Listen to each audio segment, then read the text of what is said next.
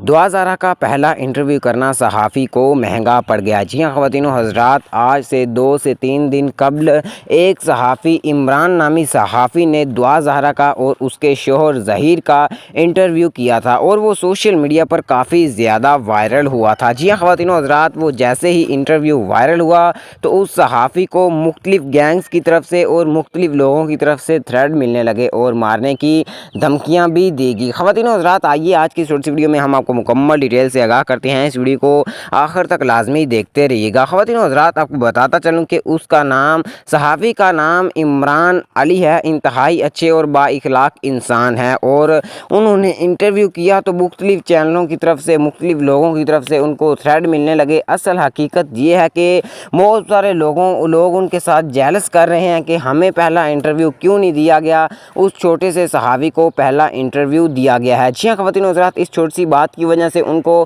काफ़ी ज़्यादा थ्रेट मिल रहे हैं।